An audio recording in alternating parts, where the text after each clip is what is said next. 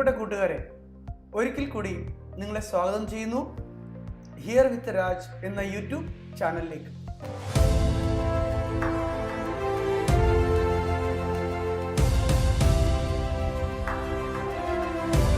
പ്രിയപ്പെട്ട കൂട്ടുകാരെ, അധ്യാപകരെ, കുട്ടികളെല്ലാവരും മെഡിക്കൽ സ്കൂളിൽ എത്തുന്നുണ്ടല്ലോ.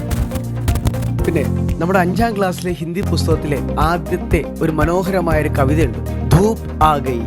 നല്ല മനോഹരമായ 8 വരി കവിതയാണ്. ഞാൻ ആ കവിത ഒന്ന് വായിക്കാം, ശ്രദ്ധിച്ച് കേൾക്കുക. ധൂപ് ആ ഗയി, പ്രയാഗ് ശുക്ല. ധൂപ് ആ ഗയി, സുബഹ് സുബഹ് की कलियां प्यारी प्यारी महकी, कलियां क्यारी क्यारी महकी, कलियां इतनी सारी महकी, हवा बह रही ठंडी ठंडी, घूम रही वह बहकी बहकी, उड़ती उड़ती आई चिड़िया, ഫുദക് ഫുദക്കർ വേബി ചഹക്കി. ടീച്ചർ ഇത് നന്നായി ഈണത്തിൽ നിങ്ങളെ കേൾപ്പിച്ചു തരും. ഈ പാഠവുമായി ബന്ധപ്പെട്ട കുറച്ച് പ്രവർത്തനങ്ങൾ കൂടി മനസ്സിലാക്കി വെക്കാം. നമ്മൾ പുസ്തകത്തിൽ ആദ്യം കാണുന്നത് ഒരു ചിത്രമാണ്.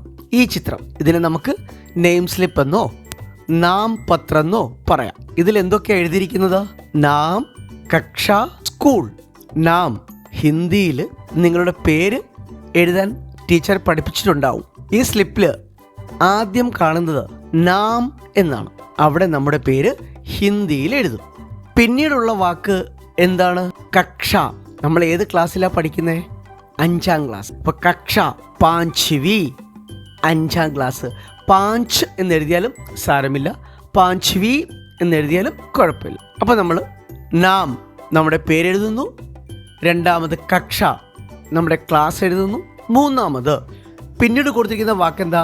സ്കൂള്. നമ്മുടെ സ്കൂളിൻ്റെ പേരാണ്. അതും ടീച്ചർ നിങ്ങൾക്ക് ഹിന്ദിയിൽ എഴുതി മനസ്സിലാക്കി തരും. അപ്പോൾ നമ്മുടെ ഹിന്ദിയിലെ നെയിം സ്ലിപ്പിൽ സ്കൂളിൻ്റെ പേരുകൂടി എഴുതി കഴിയുമ്പോൾ അത് പൂർണ്ണമാകും. ആദ്യം നാം, കക്ഷ, സ്കൂൾ. അപ്പോൾ നമ്മുടെ നെയിം സ്ലിപ്പ്, നാം പത്ര റെഡിയായി. നമുക്കിതുപോലെ 1 or 2 നാം പത്രം ഒന്ന് പരിചയപ്പെട്ടാലോ? നോക്കൂ, ഇത് നീന എഴുതിയതാണ്. നാം നീന, കക്ഷ പാഞ്ച്വി, സ്കൂൾ GUPS പട്ടം. മനസ്സിലായോ?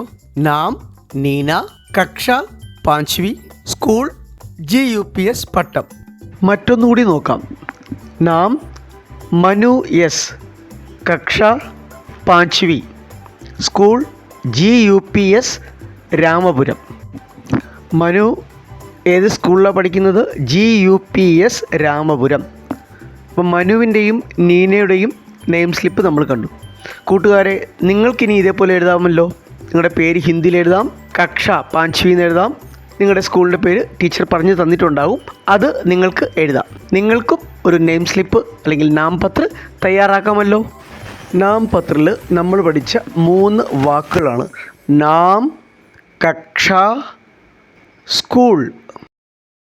അടുത്തതായി നമ്മൾ പഠിക്കുന്നത് നിറങ്ങളെക്കുറിച്ചാണ്. ഈ സ്ക്രീനിൽ 4 നിറങ്ങൾ കാണുന്നുണ്ട്. ഏതൊക്കെയാണ് 4 നിറങ്ങൾ? ലാൽ, ഹര, കാല, നീല.